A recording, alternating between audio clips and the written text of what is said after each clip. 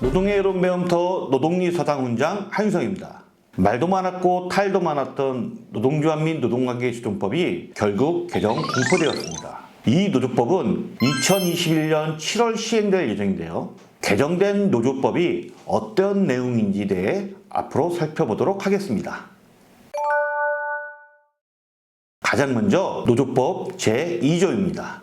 제2조 정의. 이 법에서 사용하는 용어의 정의는 다음과 같다. 4. 노동조합이라 함은 근로자가 주체가 되어 자주적으로 단결하여 근로조건의 유지, 개선, 기타 근로자의 경제적, 사회적 지위의 향상을 도모함을 목적으로 조직하는 단체 또는 그 연합단체를 말한다. 다만 다음 항목의 1에 해당하는 경우에는 노동조합으로 보지 아니한다. 라. 근로자가 아닌 자의 가입을 허용하는 경우.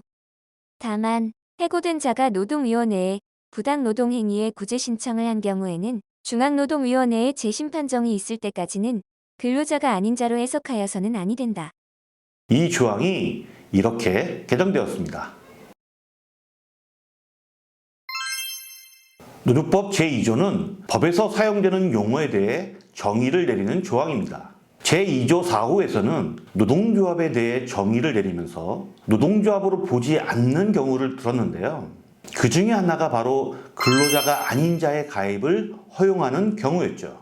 거기서 그동안 문제가 됐던 것이 해고된 자가 노동위원회에 부당노동행위의 구제 신청을 한 경우에는 중앙노동위원회의 재심 판정이 있을 때까지는 근로자가 아닌 자로 해석하여서는 아니 된다는 규정이었는데요. 이번 개정에서 이 규정이 삭제됐습니다.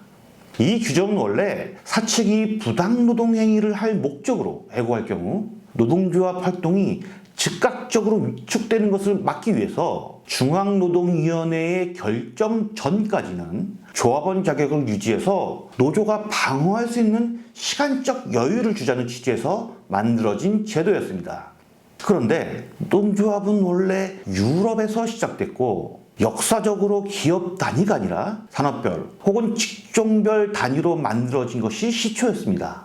또한 그로 인해서 독일 등에서는 기업 단위의 노동조합은 정당한 노동조합으로 인정되지도 않았습니다.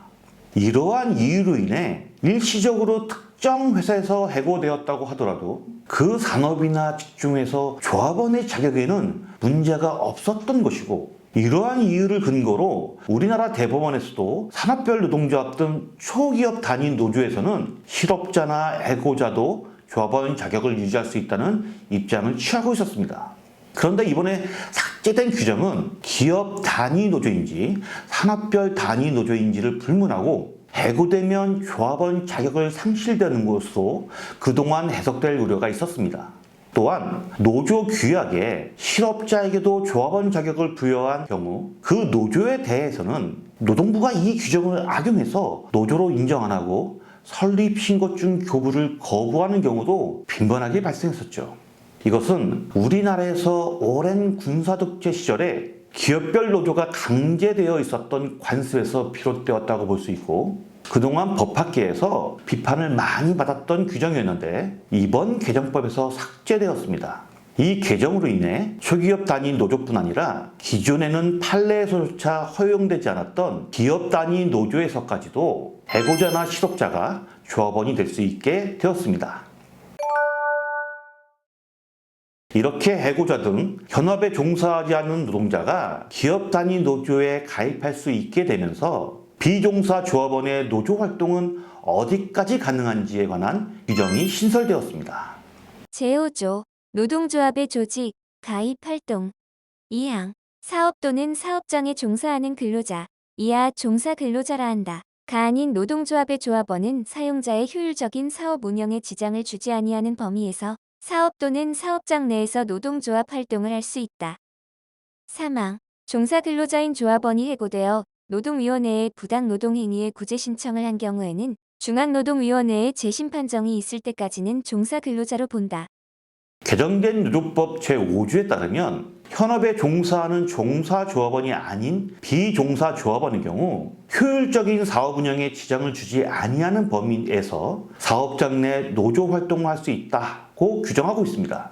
여기서 효율적 사업 운영에 지장을 주지 않는 범위가 무엇인가에 대해 노동부의 해설에 따르면 사업장 내 노조 활동의 목적, 시간, 장소, 행위, 절차 등을 종합적으로 고려하여 판단해야 한다고 해석하면서도 노사가 규칙을 정하는 것이 바람직하다는 입장을 취하고 있을 뿐이고 명확하지는 않습니다. 아무래도 좀 더 구체적인 판단 사례가 쌓여야 그 범위가 어디까지인가가 분명해질 것으로 보이고 그때까지는 노사 관계에 있어서 혼돈이 있을 것으로 예상됩니다. 이 밖에 비종사 조합원에 대해서 노조 활동의 범위를 제한하는 규정들이 신설되는데요. 먼저 근로시간 면제, 즉 타임오프의 한도를 정할 때 비종사 조합원의 숫자는 제외됩니다. 또한 교섭대표 노조를 정할 때 판단 기준이 되는 조합원 수에서도 배제되고 쟁행위 찬반 투표도 비종사 조합원은 참여할 수 없습니다. 이 신설 규정은 종사조합원의 의사결정이 비종사조합원의 영향으로 인해 불분명해지는 것을 막기 위한 제도라는 것이 노동부의 입장입니다. 추가로 종사조합원이 해고된 경우 그 조합원 자격 유지에 대한 규정이 신설되었습니다. 종사조합원의 경우 부당노동행위 구제 신청을 한 경우 중앙노동위원회의 판정이 나올 때까지 해당 사업장의 노동자로 간주가 되도록 하고 있으며 이 규정은 개정 전 노조법 제2조와 동일한 의미입니다. 그러나 혹시라도 부당노동행위가 인정되지 않아서 해당 사업장의 노동자로 인정되지 않는 경우 노조법이 개정됨에 따라 노조조합원 자격은 여전히 유지됩니다.